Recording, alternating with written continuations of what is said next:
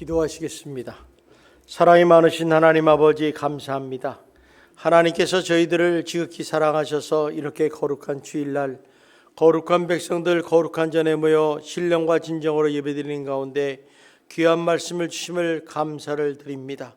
하나님 우리들의 예배를 받아주시고 또한 하나님이 주신 그 기쁜 교훈을 깨달아 지식으로 남지 말게 하시고 내 마음판에 새겨 아버지 하나님이 우리 삶의 현장에서 그대로 나타나 하나님의 복된 성도들이 될 수 있도록 인도하여 주시옵소서. 아버지 하나님 오늘도 하나님께서 우리를 사랑하셔서 정말 코로나19에도 승리하게 하여 주시고 주님의 전에 모여 예배를 드리오니 하나님 받아주시고 흠양하여 주시옵소서. 예수님 이름으로 기도하옵나이다. 아멘. 우리 옆 사람하고 인사합시다. 날마다 좋은 일이 일어날 것입니다. 한 번 더 인사합시다. 당신은 잘 되는 사람입니다. 사람은 누구나 다 약점과 강점이 있습니다. 어떤 사람은 강점이 아주 강해서 약점이 묻히는 사람도 있고 어떤 사람은 또 약점이 커서 강점을 묻히는 사람이 있습니다. 여러분은 어떤 부류에 속하는지 모르겠어요. 그런데 사람들은 때때로 이런 생각을 합니다. 강점이 많으면 삶에 유익하다 이런 얘기를 해요. 그런데 이 세상을 살아보면 반드시 그렇지는 않다는 것입니다. 왜 그러냐면 이 강점이 오히려 치명적인 약점이 될 수가 있다는 것입니다. 예를 들면 어떤 사람이 지식에 대해서 탁월한 재능이 있다고 생각합시다. 지식이 많으니까 이 사람에게는 어떤 생각이 드냐면 그 하나님을 무시하고 사람을 무시하게 됩니다. 그러다 보니까 하나님도 안 보이고 사람도 안 보이게 되죠. 이런 지식 때문에 그 사람은 결국에 하나님으로부터 버림을 받을 수 있고 망할 수밖에 없다는 것입니다. 또 어떤 사람은 물질이 많음으로 인해서 어려움을 당하는 사람이 있습니다. 우리가 보통 보면 이 부자인 부유하기 때문에 살아가는데 굉장히 편합니다. 그리고 물질이 있으니까 여러 가지 유익하겠죠. 그런데 이 물질이 많다 보니까 어떤 문제가 생기냐면 사람들을 깔보게 돼요. 가난한 사람을 깔보게 되고 또 하나님이 필요 없다. 이렇게 생각하다 보니까 결국에 이 물질이 풍요한 물질이 결국 하나님에게는 독이 될 수가 있다는 것입니다. 또 어떤 사람은 건강을 굉장히 자랑을 합니다. 그래서 이 건강 때문에 우리 많은 사람들이 자기가 살아가는 데 있어서 막 함부로 사용하고 또 이 건강을 인해서 많은 죄를 집니다. 그 결과 어떻게 됩니까? 건강이 우리에게 축복이 되고 정말 우리 삶에 유익이 돼야 되는데 오히려 이 건강을 통해서 질병을 만들게 되고 사망의 자리에 설 수 있던 그런 상황이 될 수 있습니다. 따라서 우리가 이렇게 강점이 있다는 것은 축복일 수도 있지만 이런 것 때문에 또 우리가 철저하게 하나님 앞에 버림을 받고 또 무너지는 경우가 생길 수 있다는 것입니다. 반면에 어떤 사람은 굉장히 연약하고 부족한 점이 많고 치명적인 약점을 가진 사람은 하나님을 더욱 의지해서 하나님의 의로운 손에 붙들림을 받아 하나님의 귀 쓰임받는 그런 일꾼이 될 수 있다는 것입니다. 그런데 오늘 본문에 나오는 이 에웃이라는 사람이 바로 그런 사람입니다. 이 에웃이라는 사람은 치명적인 약점을 가지고 있었어요. 그래서 이 사람은 어떻게 이 약점을 커버할 것인가 고민하면서 낙심과 자별하지 않고 잘 이 약점을 인도하시고 하나님께 더욱더 의지해서 하나님께서 그의 오른손이 되셔서 정말 하나님의 귀 쓰임받는 이스라엘의 구원자로 세우신 것이 오늘의 말씀입니다. 자, 오늘 우리 한번 12절을 한번 보겠습니다. 시작. 자손이 또 여호와의 목전에 악을 행하니라. 이스라엘 자손이 여호와의 목전에 악을 행함으로 여호와께서 모압 땅 에글론을 강성하게 하사 그들을 대적하게 하시매. 자, 여기 보니까 여호와 자손이 또 여호와께 악을 행했다. 목전에서. 이게 또라는 얘기는 무슨 얘기에 반복해서 한다는 거죠. 인간은 한번 이렇게 죄를 짓고 회개하면 그걸로 끝나야 되는데 또 잊어버려요. 잊어버리니까 또 죄를 짓게 됩니다. 그러면 이스라엘 자손들이 하나님 앞에서 악을 행한 것이 무엇이냐? 뭐 간단해요. 가장 중요한 것은 이들이 누구냐? 하나님 백성 아닙니까? 그런데 하나님이 없는 것처럼 산다는 거예요. 그리고 하나님을 무시하고 오히려 하나님 대신에 이방인이신 바알과 아세라를 섬기게 됐다는 것이죠. 사실 성경에 보면 이렇게 우상을 섬기는 것을 하나님이 가장 싫어하십니다. 그거 진노하시죠. 더군다나 하나님 말씀대로 살아야 될 사람들이 자기 소견대로 행했다는 것입니다. 그래서 하나님께서 진노하시고 화를 내셔서 이제 이스라엘을 좀 심판해야겠다. 그래서 모압 왕 에글론을 강성하게 하셔서 이 하나님의 막대기로 이스라엘을 치시는 장면이 나옵니다. 우리 한번 13절을 한번 읽어보겠습니다. 시작. 에글론이 암몬과 아몰렉 자손을 모아가지고 와서 보세요. 에글론이 암몬과 아몰렉 자손을 모아가지고 와서 이스라엘을 쳐서 종려나무 성읍 여리고성을 점령했다. 그래서 이게 나오죠. 자, 이게 무슨 얘기냐면 여리고성이라는 것은 서쪽의 관문인데 여기는 경제와 정치의 요충지입니다. 근데 이 모압 왕 에글론이 이 여리고성을 점령하고 나서 거기다 주둔지를 둬요. 그리고 나서 하나님의 땅을 기업받은 이스라엘 백성들을 항복시키고 오히려 그들의 종으로 삼깁니다. 그리고 그들에게 심한 노역과 공물을 바치게 하는 거예요. 이렇게 살다 보니까 이스라엘 백성들이 살 수가 없어요. 그것도 하루 이틀도 아니고 18년 동안 그렇게 심한 노역과 공물을 바치고 여러 가지를 핍박하니까 이들이 정말 거의 실신지경이에요. 그래서 이들이 정말 너무너무 힘들어서 정말 어떻게 해야 될지를 모르는 그런 상황에 빠지게 되었다는 것입니다. 한마디로 벼랑 끝에 섰죠. 우리가 벼랑 끝에 선 사람들을 보면 희망이 없어요. 또 절망에 빠지고 낙심하게 됩니다. 바로 이스라엘 백성들이 그런 상황에 지금 처하게 됐다는 것입니다. 자, 그렇다면 우리가 이런 상황에 처했을 때 해결하는 방법이 뭐냐? 보통 일반적인 사람들은 이런 상황에 처하게 되면 모든 문제의 원인을 다 하나님 말씀 밖에서 찾는다는 거예요. 그래서 환경을 탓하고 또 사람을 탓하고 또 남을 탓하고 심지어는 교회를 탓합니다. 그런데 우리가 가만히 보면 우리 모든 문제의 근원의 원인은 다 자신의 내부에 있다는 것을 알게 됩니다. 내 안에서 일어나는 거죠. 그러니까 보십시오. 오늘 모압 왕이 에글론이 강하게 하신 이 원인도 뭐예요? 오늘 보니까 이스라엘 자손들이 여호와 목전에서 악을 행했기 때문에 하나님께서 그들을 강하게 하셨다는 거죠. 이렇게 다 원인이 그 이스라엘 내의 문제에 있다는 거예요. 그래서 우리가 이렇게 어려운 문제가 있을 때 항상 우리가 먼저 생각할 것은 하나님을 생각해야 돼. 하나님을. 내가 하나님을 생각하지 않고 살아간 적이 없는가. 그러고서 하나님께 돌아와서 엎드려야 돼요. 회개하고 엎드려야 돼요. 하나님 용서해달라고. 엎드리시고 난 다음에 하나님 말씀을 잘 순종하면 여러분들의 삶과 가정과 교회가 얼마 안 돼가지고 다 강건하게 될 수 있고 회복이 된다는 것입니다. 이것이 오늘 사사기에 나오는 에서 일관성 있게 말씀하는 하나님의 메시지입니다.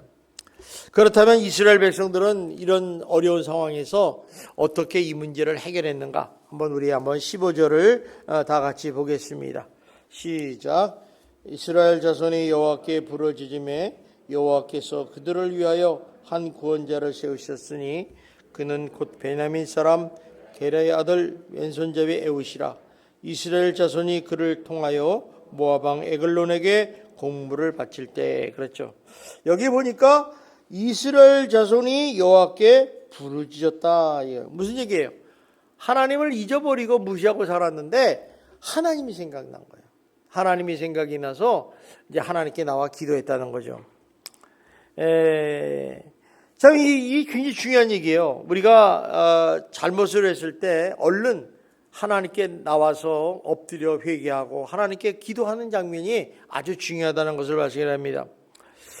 그래서 이제 하나님께 부르짖어 기도했다는 얘기는 뭐냐? 내 힘, 내 능력, 내 생각, 내 자존심 이런 걸 다 내려놓고 포기하고 하나님께 항복하는 거예요. 하나님이 도움 없이는 살 수 없습니다 하고 도움을 청하는 거예요. 이게 부르짖어 기도하는 거예요. 여러분도 부르짖어 기도해본 적이 있으신지 모르겠지만 부르짖어 기도하면 얼마나 절박한지 목이 다실 정도예요. 목이 확 잠겨요. 그러니까 이렇게 간절히 기도할 수밖에 없다는 것입니다. 이처럼 우리가 하나님의 나의 뜻, 나의 고집을 다 내려놓고 하나님께 부르짖어 기도할 때 바로 그때 비로소 하나님께서 간섭하시고 역사하신다는 것입니다. 그래서 하나님이 우리를 간섭하시면 그건 축복이에요. 근데 하나님이 잘못을 해도 그냥 내버려 두시고 이렇게 하면 우리가 망하는 거예요. 그래서 여러분들이 자녀들이 있을 때 부모들이 자녀들을 보고 야, 너 그러지 마라, 공부해라, 열심히 살아라 이렇게 잔소리한다고 그럴까요? 간섭하시면 그게 복이에요. 그렇게 부모님이 다 없으면 아무도 그런 소리 하지 않아요. 그냥 내버려둬, 네 마음대로 해라. 이거는 이렇게 보면 굉장히 자유로운 것 같지만 굉장히 불행한 것이라고 생각합니다. 하나님은 이렇게 우리가 벼랑길에 딱 있다는 거죠. 우리도 마찬가지예요. 우리도 아무리 힘들고 어렵고 고통스러울 때 있지 않습니까? 또 벼랑 끝에 섰을 때 그러면 우리는 어떻게 해야 되느냐? 우리는 좌절하거나 포기하지 말아야 돼요. 우리는 하나님의 백성 아닙니까? 그러니까 하나님 앞에 나와서 회개하고 엎드려 기도하는 거예요. 하나님 도와주십시오. 그리고 하나님을 꽉 붙잡는 거예요. 그럴 때 그렇게 어려움의 벼랑 끝에 선 우리들 앞에 하나님의 손길을 발견할 수 있어요. 손길. 하나님이 우리를 만져주시고 치료하시고 위로하신다는 거예요. 그래서 이 벼랑 끝에 쓴다는 것은 우리 인생의 끝이 아니라 새로운 시작을 얘기해요. 왜 그러냐면 벼랑 끝은 하나님의 역사하시는 장소이기 때문에 그렇다는 것입니다. 그러므로 여러분 벼랑 끝에 섰더라도 여러분 두려워하지 말고 하나님께 기도하는 그런 백성이 되시기를 주님의 이름으로 축원합니다. 그래서 에스더가 죽으면 죽으리라 이런 절대절명의 중에 하나님께 기도했더니 하나님께서 그때부터 간섭하시고 역사하셔서 이스라엘 백성을 구원하는 역사가 일어났다는 것입니다. 우리 하나님의 백성들은 하나님의 은혜가 아니면 하나님의 도움이었으면 살아갈 수 없는 존재입니다. 그런데 이스라엘 백성들은 이런 하나님의 은혜와 도움을 구하지 않고 18년 동안 내 뜻, 내 고집, 내 자존심 가지고 내 소견 가지고 살았어요. 근데 살았는데 문제가 해결이 안 되는 거예요. 그러다 보니까 어때요? 너무너무 힘들어요. 도저히 견딜 수 없는 상황이 오니까 그때서 비로소 하나님께 나와 부르짖어 기도했다는 것입니다. 그들이 부르짖으면 지금까지 버텨온 하나의 자기의 허세요, 고집이었어요. 그리고 하나님이 도움 없이 살 수 없다는 그런 하나님의 신앙의 고백이었다는 거죠. 그런데 놀라운 것은요, 이런 거예요. 하나님께서 그렇게 이스라엘 백성들이 하나님 앞에 나와 부르짖어 기도할 때까지 그 순간까지 18년을 기다리고 계셨다는 거예요. 우리는 여기서 하나님의 자비하심과 인자하심을 맛볼 수가 있습니다. 여러분 하나님은 이렇게 자비하시고 인자하시는 분입니다. 여러분 속히 주님 앞에 돌아오시는 복된 성도가 되시기를 주님의 이름으로 축원합니다. 자, 그랬더니 이렇게 기도를 했더니 하나님께서 어떻게 했습니까? 그들의 부르심을 들고 이렇게 하나님이 축복했다는 것입니다. 여러분 하나님이 어떤 분입니까? 하나님은 전지전능하신 분이에요. 이 우주 만물의 모든 지혜보다 더 뛰어나신 분이 하나님이시고 어떤 능력보다 더 뛰어나신 분이 하나님이세요. 하나님은 무에서 유를 만드시고 물로 포도주를 만드시는 그런 능력의 하나님입니다. 이 하나님이 더 놀라운 것은 우리의 아버지가 되신다는 거예요. 그래서 여러분 기도할 때 하나님 아버지 그러잖아요. 아버지. 자, 그렇다면 우리가 이럴 때 하나님 앞에 나와서 간구하는 것, 하나님의 도움을 구하는 것이 무슨 자존심이 상하는 것이고 어려운 일입니까? 아버지한테 나와서 하는데 아버지. 그럼 아버지는 꾸짖지 않으시고 그냥 하나님이 다 응답해 준다는 거예요. 그래서 이 사실을 잘 아는 에레미야가 에레미야서 33장 2절 3절에 이렇게 말씀합니다. 우리 한번 다 같이 한번 찾아보겠습니다. 시작. 이를 행하시는 여호와, 그것을 만들어 성취하시는 여호와, 그 이름을 여호와는 네가 이와 같이 이르시도다. 너는 내게 부르짖으라. 내가 내게 응답하겠고 내가 알지 못하는 크고 은밀한 일을 내게 보이리라 그랬어요. 그죠? 하나님은 어떤 분이냐? 일을 행하시는 분이다. 또 그것을 만들어 성취하시는 분이다 이거야. 이런 능력의 하나님께서 너희는 부르짖으라는 거야. 부르짖으라. 그러면 내가 응답하겠고 그거 은밀한 비밀을 너희에게 보여주겠다는 거예요. 여러분, 하나님은 이렇게 좋으신 분이에요. 지금도 주님께서는 조건 없이 우리들에게 구하라, 찾으라, 문을 두드리라고 말씀하시는 거예요. 왜? 내가 너의 기도를 듣고 너의 간구를 듣고 응답해 주겠다는 거죠. 내가 너에게 더 좋은 것을 주겠다는 거예요. 왜? 하나님은 어떤 분인가? 모든 것을 다 주실 수 있는 분이에요. 여러분의 자녀들이 여러분 앞에 와서 아빠 나 이거 사줘 그러면 못 사주잖아요. 다 줄 수 없어요. 근데 하나님은 그렇게 능력의 하나님이에요. 그러니까 그 하나님께서 지금도 나의 부르짖고 기도하기를 간절히 기다리고 계시다는 것입니다. 그러면 이스라엘이 여호와께 부르짖어 기도할 때 어떤 일이 일어났는가? 오늘 15절 하반부에 보니까 이런 말씀이 있어요.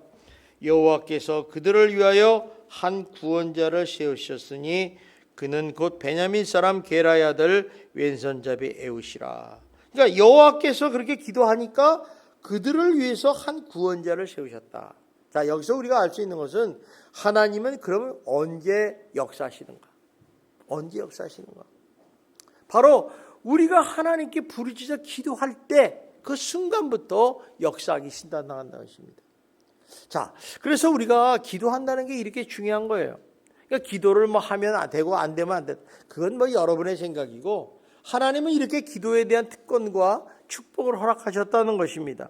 네가 기도만 해라. 그럼 내가 하겠다. 그래서 기도는요, 하나님의 보좌를 움직이는 거예요.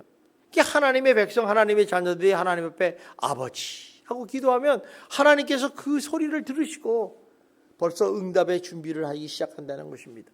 여러분, 출애굽기 모세 시대에 이스라엘 백성들이 430년 동안 노예 생활을 했었어요. 얼마나 힘든지 모르죠. 아마 여러분들도 노예 생활하고 그렇게 힘들고 고난하면 여러분 기도 안 하겠어요? 그러다가 기도 안 하다가 어느 날 너무 힘드니까 도저히 견딜 수 없으니까 하나님께 기도를 했어요. 하나님 도와주세요. 하나님 이 출애굽해서 하나님이 약속한 가나안 땅으로 보내주세요. 이렇게 기도했더니 성경이 뭐라느냐. 하나님께서 그 부르짖고 기도하실 때에 그들의 기도를 들으시고 권념하셨다라는 거예요. 그래서 그때부터 모세를 준비하기 시작하셨어요. 참 놀라우신 분 아닙니까? 여러분, 기도가 이렇게 중요한 거예요. 그래서 여러분들 다 하나님 옆에 부르짖어 기도할 때 하나님의 놀라운 응답의 역사, 도움의 역사가 일어나기 시작할 줄 믿습니다. 따라서 우리가 발견하는 교훈은 뭐냐? 이스라엘 백성들이 하나님 앞에 기도할 때, 도움을 청할 때 비로소 하나님의 도움의 역사, 응답의 역사가 일어났다는 것입니다. 그렇기 때문에 우리가 기도할 때 하나님의 역사가 시작된다. 분명히 잊어버리지 마시고 여러분 기도하십시오. 뭐 이런 얘기는 뭐 성경에 많이 나요. 출애굽기에도 보면 홍해 바다가 갈라지는 역사가 일어났어요. 언제 일어났어요? 하나님께 부르짖어 기도할 때. 모세가 다른 사람은 다 원망과 불평했지만 모세가 하나님께 기도했더니 역사가 일어난 거죠. 그래서 저는 그래요. 우리 성도님들이 가정에 그래도 최소한도 한 사람은 기도하셔야 돼요. 어려운 일이 얼마나 많습니까? 집안에 자녀의 문제, 가정의 문제, 직장의 문제, 사업의 문제 뭐 여러 가지 있는데 기도 하나 한다는 건 되게 용감한 거예요. 용감한 거예요. 그 무슨 얘기냐면 나는 하나님 필요 없어.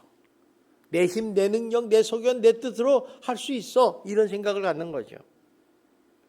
여러분, 마라의 쓴물이 단물로 바뀔 때 어땠어요? 막 이스라엘 백성들이 막 우리를 죽이려고 먹을 것을 먹고 이 쓴물을 마시게 하느냐 그랬을 때 모세가 어땠습니까? 모세가 하나님께 기도했어요. 하나님, 어떻게 하면 좋겠습니까? 그러니까 하나님께서 지혜를 주셔서 쓴물을 단물로 만드셨다. 또 광야를 가다 보니까 물이 다 말랐어요. 물이 없어요. 어떻게 해요? 그러니까 또 모세가 부르짖어 기도했어요. 하나님, 지금 광야인데 물 나올 것이 하나도 없습니다. 물을 주시옵소서. 그랬더니 하나님께서 반석을 갈아주셔서 네 지팡이로 반석을 치라. 그러니까 물이 콸콸콸 나오다. 그러니까 이게 기도하면 하나님이 역사하신다는 거예요. 이런 진리를 우리가 놓치지 말고 붙잡아야지 아, 저거는 목사님이 하시는 얘기다. 저건 성경에서 하는 얘기다. 이렇게 듣고 말면 여러분에게 아무런 의미도 없고 여러분의 삶에 어떤 역사도 일어나지 않는다는 것입니다. 그러면 하나님께서 이렇게 부르짖는 그들을 위해서 구원하시기 위해서 무엇을 준비했는가? 오늘 여기 보니까 베냐민 사람 게라의 아들 왼손잡이 에웃을 준비했다는 거죠. 야, 이게 베냐민 지파 사람이라는 얘기는 이스라엘 12지파에서 가장 작은 지파입니다. 그래서 이 베냐민이라는 뜻은 무슨 얘기냐면 오른손의 아들이라 이런 뜻이에요. 그래서 이 오른손, 성경의 오른손은 능력, 힘, 또 권능 뭐 이런 것을 의미하죠. 그러니까 이 베냐민 사람들은 보면요, 역사적으로 보면 오른손잡이로서 싸움을 잘하는 사람이 많이 있었다는 거예요. 근데 더군다나 에웃은 왼손잡이였어요. 왼손잡이.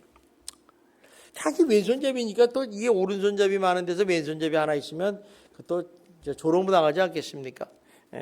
그런데 이 왼손잡이라는 이 뜻은 뭐냐면 무슨 양손이 다 있는데 특별히 왼손을 잘 쓴다든가 이런 게 아니라 이 왼손이라는 건 어떤 장애가 있어가지고 이게 활동하는데 지장이 있는 불구자, 장애인을 말해요.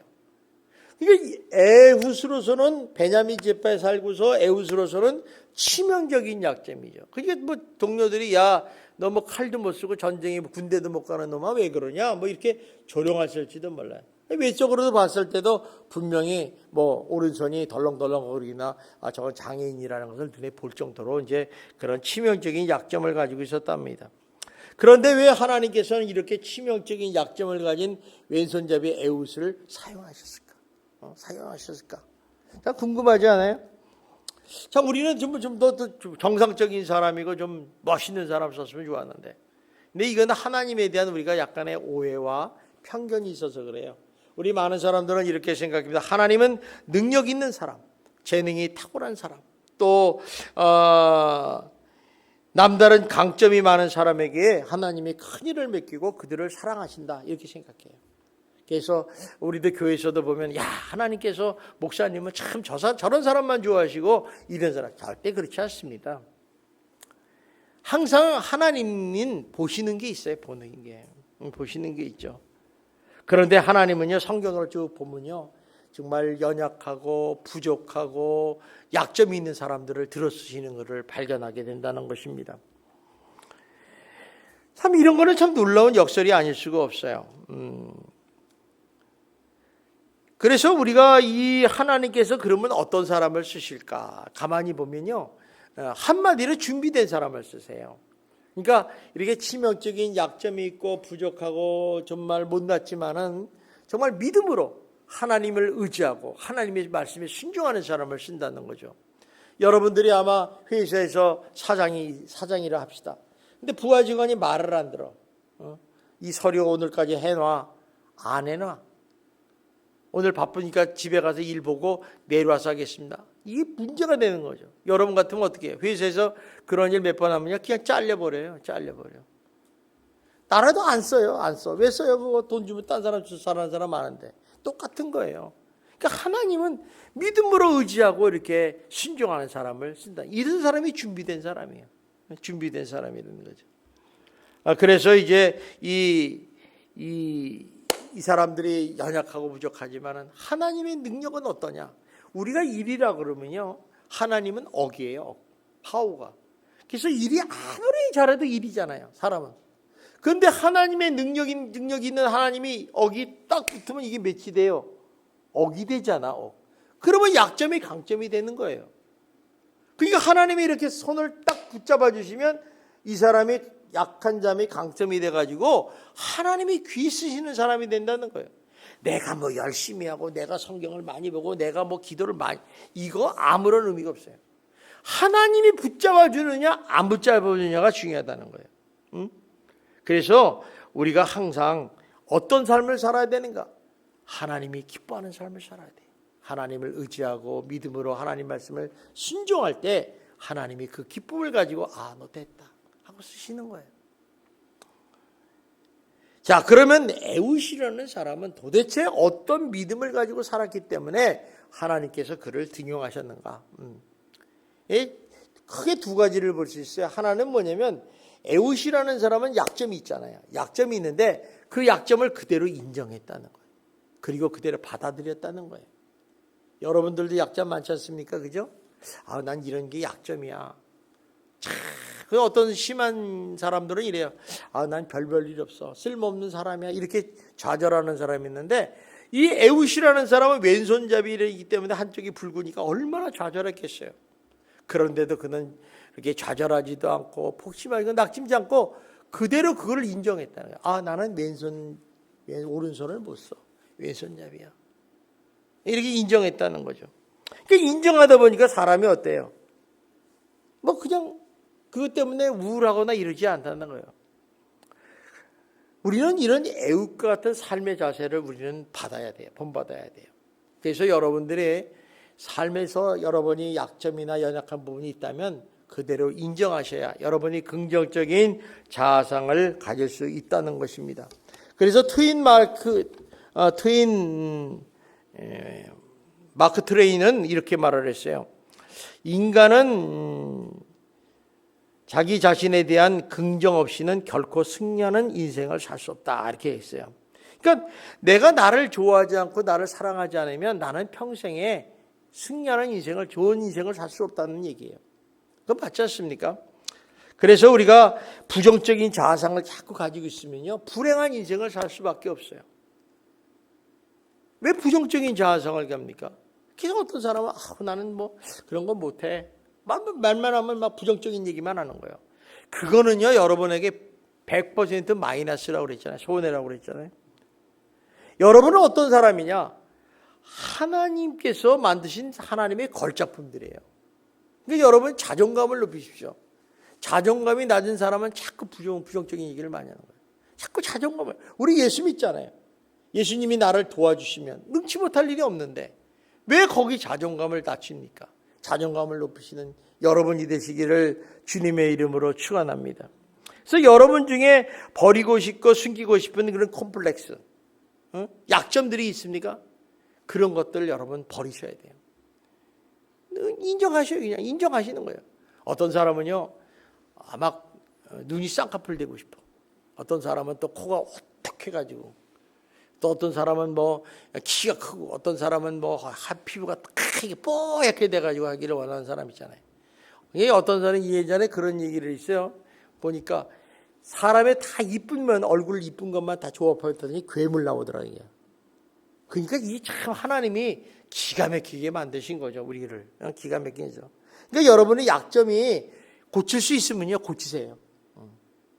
아내 되신 분은 남편한테 돈 달라고 그래가지고 성형외과 가서 고치시면 돼요. 요새 요만큼 하면 100만 원, 요만큼 하면 200만 원 견적이 나온다고 그러더라고. 고치세요. 나도 이제 지난번에 그런 생각했어요. 저는 눈썹이 저렇게 반밖에 없어요. 그래서 이거 치료를 한번 해볼까? 그랬더니 우리 산모가 그래. 그거 다 이거 시커먼 사람들은 대부분 다 여기 심은 거래. 깜짝 놀랐어요. 그래서 그다음부터 유전이 봤죠. 저기 갑자기 시꺼매지지? 그랬더니 그게 다 고친 거야. 고치니까 미남 미녀가 된 거야. 어느 날 제가 옛날에 학교 다닐 때 보니까 이 여자가 코가 좀 이렇게 낮았는데 오늘 어떡하고 이뻐. 몰랐더니 나중에 알아보니 정형외과, 여름방학 때 정형외과 가서 수술했다는 거예요. 그냥 고칠 수 있으면 고치세요. 너무 그런데 고칠 수 없는 거 있잖아요. 걱정해도 안 되는 거. 이런 거는요, 있는 그대로 받아들여요. 그래, 나는 이게 내 하나님의 멋이구나. 걸작품으로 받아들이시고, 모든 사람의 중에서, 사랑 중에서 최고의 사랑은 자기를 인정하고 자기를 사랑하는 거예요. 나를 사랑하지 못하면 그 사람은 정말 우울증에 걸릴 수밖에 없어요. 나를 사랑하는 거야. 내가 이렇게 된 것도 얼마나 하나님의 걸작품이냐. 그리고 세상에서 가장 완벽하고 위대한 사람은 나다 하고 나는 하나님 걸작품이라고 이렇게 선포하면 여러분들이 그러한 사람이 될 줄 믿습니다. 그래서 이렇게 하나님의 걸작품인 여러분들은 여러분 스스로를 그렇게 조급하고 소그럽게 생각하십니까? 그렇게 생각할 필요 없어요. 또 하나는 우리 이 에웃이라는 사람은 어떤 사람이냐? 치명적인 약점을 가졌잖아요. 왼손잡이니까. 그런데 이 사람은 더 하나님을 의지하고 살았다는 거예요. 더 의지하는 믿음. 우리가 신앙생활 하다 보면요, 처음에는 내 주님 뜻대로 살겠습니다. 주님을 위해서 주님이 가라면 가겠습니다. 손 들고 막 뜨겁게 기도하고 이랬는데 세월이 흘러가면 할수록 어때요? 멀리 갔더니 처량하고 골아요. 기도하던 사람이 기도도 안 해. 성경 보던 사람이 성경도 안 봐. 뭐 교회 봉사하는 사람이 봉사를 안 해. 왜? 그거 해봤자 10만 들어. 이렇게 생각해요. 처음부터 하나님이 유심히 봐서 이놈을 써야 되겠다 생각했는데, 그러니까 이놈이 이게 오래 못 가는구나. 속이 나쁘구나. 하나님도 안 써버리는 거예요. 하나님은요 결코 손해 안 보십니다. 그래서 작은 일에 충성하는 자 큰 일을 만드는 거예요. 자꾸 하면 이놈 됐어, 이놈 크게 하네 이러는 거지, 하루아침에 사람이 쓰임받는 게 아니라는 것을 알 수 있습니다. 오늘 에웃이라는 사람이 하나님을 얼마나 의지했는지를 우리가 발견할 수 있어요. 우리 한번 28절을 한번 보겠습니다. 28절 시작.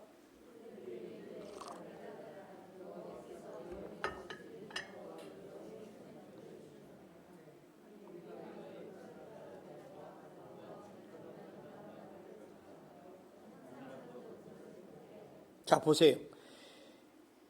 이 에웃이 모압 왕 에글론을 죽였어요. 자, 죽이니까 사람들에게 내가 저 왕을 죽였다 이렇게 하지 않았다는 거예요. 어떻게 했어요? 여호와께서 내게 손에 붙여주셨다, 넘겨주셨다. 무슨 얘기예요? 하나님이 나를 도와주셨기 때문에 내가 이렇게 죽일 수 있었습니다. 고백하는 거죠. 자, 이런 모습을 보면 하나님을 의지하는 신앙을 가진 사람은 말투가 달라요. 말투가. 하나님께서 우리가 무슨 일을 잘하고 잘되면 왜요? 하나님의 은혜입니다. 하나님이 도와주셨기 때문에 그렇습니다. 이렇게 고백할 수가 있다는 것입니다. 자, 우리 한번 성경을 쭉 보면 이 하나님께서 에웃이 하나님을 의지했기 때문에 일어난 일을 한번 보면은 하나님을 의지했더니 에웃을 도우시고 은혜를 베푸시는 장면이 성경에 곳곳에 나와요. 오늘 이 본문에도 보면 하나님이 도우시기 때문에 곡물을 바치러 간 그 사람 에웃에게 왕과 독대할 수 있는 기회를 줬다는 거예요. 여러분, 곡물 바치는 사람이 무슨 대단한 사람, 왼손잡이를 누가 곡물 바치겠어요? 바른손잡이를 가겠지. 그런데 하나님이 도와주시고 은혜를 베푸셔서 에웃이 가게 됐다는 거예요. 또 왕에게 독대할 때 어떻게 했습니까? 그의 오른발 허벅지에다가 칼 45cm짜리를 숨기고 들어갔어요. 여러분, 왕을 만날 때는요, 예전에 왕을 만날 때는요, 다 몸수색을 합니다. 검열하면 잡히면 죽잖아요. 그런데 그것도 안 했다는 거예요. 검열이 안 됐다는 거예요. 더군다나 이 에글론 왕을 죽였는데 소리도 안 질러. 그냥 푹 소리가 안 나. 더군다나 에글론 왕을 죽이고 나서 도망가야 할 시간이 있어야 되는데 문을 닫고 나왔는데 소리도 안 지르고 조용한 거예요. 그러니까 이 부하들이 우리 왕이 지금 좀 주무시는가 보다, 용변을 보시나, 이런 잘못된 생각을 하는 동안에 에웃은 멀리 도망가 버리는 겁니다. 더 놀라운 것은 요단강 그 건널목에 기다렸다가 이 모압 왕의 용사들 10,000명을 다 죽였다는 거예요. 이거 하나님의 도우심이 없으면 불가능하지 않겠습니까? 이처럼 하나님의 도우심이 때문에 일어난 사건은 바로 하나님을 의지하기 때문에 일어난 거예요. 여러분이 하나님을 의지하시면요, 하나님이 여러분에게 은혜를 베푸시고 여러분을 도와줄 줄 믿습니다. 그래서 성경학자는 에웃을 연구하다가 이런 글을 썼어요. 오른손을 쓰지 못하는 에웃은 자신의 단점 때문에 하나님을 더욱 의지하였다. 그랬더니 하나님께서 친히 에웃의 오른손이 되어주셨다. 하나님을 의지했더니 하나님께서 그의 오른손이 되어줬다. 그러니까 하나님의 의로운 오른손으로 에웃의 손을 잡아줬더니 그가 강자가 되고 능력 있는 사람이 되었다는 거예요. 그러니까 우리가 인생을 살할 때 하나님이 우리를 탁 붙잡아 주시면 이건 뭐 만사형통이에요. 그러니까 여러분들이 하나님을 의지하는 백성이 되기를 주님의 이름으로 축원합니다. 자, 그렇기 때문에 우리가 반드시 기억할 거다. 하나님께서는 우리 약점 때문에 우리를 망하게 하지 않으세요. 우리들의 약점 때문에 우리를 버리지 않으시고 우리들의 약점 때문에 우리를 불행하게 만들지 않으신다는 거예요. 가장 중요한 것은 뭐냐? 하나님의 백성이 성공하고 행복해지려면 하나님을 얼마나 의지하며 사느냐에 달려있다는 거예요. 정말 하나님을 정말 많이 의지하셔야 돼요, 여러분. 그 의지하는 사는 그 행동, 액션이 뭐냐? 객관적인 증거가 뭐냐? 바로 기도하는 거예요. 기도. 하나님의 도우심이 필요합니다. 하나님 내게 은혜를 베풀어 주시옵소서. 여러분, 이 기도하고는요, 절대 기도를 남에게 뺏겨서는, 마귀에게 뺏겨서는 안 돼요. 기도의 자리를. 내 자리를 만들어야 돼요. 근데 아침에 일어나면 말이야, 먼저 기도부터 하세요. 이불에서. 야불에서 와서 하나님, 오늘도 주님께서 나를 붙잡아 주시고 나를 인도하셔서 오늘도 승리하는 하루가 되게 해달라고. 하나님, 내 발걸음을 인도하셔서 사람 만나는 사람마다 복된 만남이 되게 하고 일이 술술 풀려지게 해달라고 기도하죠. 건강도 지켜달라고 기도하죠. 그리고 또 하루를 다 지나고 나면 저녁에 하나님 앞에 무릎을 꿇고 하나님, 오늘도 지켜주심에 감사합니다. 오늘 저녁에 자다가 천장 무너지지 않게 해달라고 기도하시면서 이렇게 살아가면 하나님이 늘 지켜주시고 은혜를 베풀어 주신다는 것입니다. 여러분, 여러분의 연약한 약점은 무엇입니까? 에우처럼 신체적인 약점도 있고 질병에 걸려서 고통당하는 약점도 있을 것입니다. 또 어떤 사람은 또 가정적인 문제도 있고 자녀의 문제도 있고 어떤 사람은 정신적으로 물질적으로 이렇게 약점이 있을 수 있습니다. 그러나 그런 것에 좌절하거나 낙심하지 마십시오. 하나님께 의지하면, 아무리 우리가 치명적인 약점에도 하나님께 의지하면 하나님은 우리 손을 붙잡아 준다는 것입니다. 저는 정말 이 말씀을 준비하면서 여러분들이 다 애국 같은 성도가 되시기를 주님의 이름으로 축원합니다. 그래서 우리가 항상 기억해야 될 것은 뭐냐? 우리들의 치명적인 약점이나 연약한 점이 있더라도 그것을 그냥 받아들이십시오. 인정하고 받아들여야 돼요. 그리고 그것에 대해서 낙심하고 포장하지 말고, 또한 하나님이 약점을 강점으로 만드는 그 하나님을 의지하는 여러분이 되시기를 주님의 이름으로 축원합니다. 그리고 또 하나는 중요한 것은 내가 주어진 내 자리의 환경에서 최선을 다하는 거예요. 적당히 하는 게 아니라 최선을 다하는 거예요. 그럴 때 하나님께서 우리를 도와주시고 은혜를 내려주는 것입니다. 세상에서도 이런 사람들이 많지 않습니까? 여러분 잘 아는 아브라함 링컨이 있습니다. 이 사람은 학업에 대해서, 학력에 대해서 컴플렉스를 가지고 있었어요. 왜? 지금 집이 너무 가난해서 성경책을 가지고 공부를 했어요.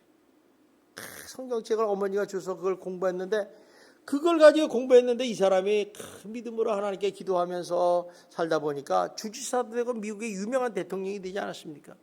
루즈벨트 보십시오. 루즈벨트 선천적인 소아마비입니다. 여러분 루즈벨트 사진을 보면 항상 휠체어에 다니고 이제 휠체어. 그런 사람이 어떻게 대통령이 되겠어요? 이 사람은 하나님 앞에 기도한 거예요. 하나님, 나를 사용해달라. 여러분 헬렌 켈러 보십시오. 눈도 안 보고 귀도 안 들리고 입도 잘 보면 말도 잘 못하는 사람인데 하나님께 그걸 기도합니다. 뭐 처음에는 이 사람도 짜증 많이 났다고 그래요. 그런데 하나님을 만나고 나서부터 하나님께 도와주십시오. 하나님께 자기가 인정하고 하나님께 의지하면서 매달렸더니 하나님이 그를 귀 쓰인 사람으로 만든다는 것입니다. 이렇게 하나님의 사람은 약점 때문에 결코 망하지 않고 버림당하지 않고 실패하지 않는다는 것입니다. 저는 여러분들이 그런 여러분의 약점 때문에 여러분이 망하고 실패하고 불행을 당하지 않는 성도가 되시기를 바랍니다. 성도 여러분, 주님을 의지하는 사람에게는 주님이 나의 오른손이 되십니다. 따라서 우리가 하나님을 전적으로 의지하시기 바랍니다. 그리고 기도하시는 성도가 되세요. 기도를 통해서 여러분이 특권이 되고 여러분이 무기가 되어야 됩니다. 다시 기도를 회복하셔야 돼요. 여러분, 기도를 하셔야 돼요. 하나님을 의지하셔야 돼요. 의지하면 여러분도 마지막 세대에 아무리 연약한 사람일지라도 에우처럼 하나님의 귀히 쓰임받는 복된 성도가 될 줄 믿습니다. 기도하겠습니다. 사랑이 많으신 하나님 아버지 감사합니다. 하나님께서 저희들을 사랑하셔서 왼손잡이 에웃을 보면서 그는 그 약점을 아버지 인정하고 그대로 받아들이며 믿음으로 하나님을 의지했더니 하나님이 그를 귀히 아버지 붙잡아 주셔서 하나님 나라의 귀히 쓰임받는 존재로 만들어 주심을 우리는 보았습니다. 하나님, 우리들에게 많은 연약함과 약점들이 있습니다. 하나님 낙심하고 절망하고 아버지 하나님의 쓸모없는 인간이라고 생각하지 마시고 이들은 하나님의 귀한 걸작품이 오니 하나님 이들을 하나님께 의지할 수 있는 믿음을 허락하여 주시고 하나님이 마지막 시대에 귀히 쓰임받는 하나님의 백성들이 될 수 있도록 축복하여 주시옵소서. 예수님 이름으로 기도드리옵나이다. 아멘.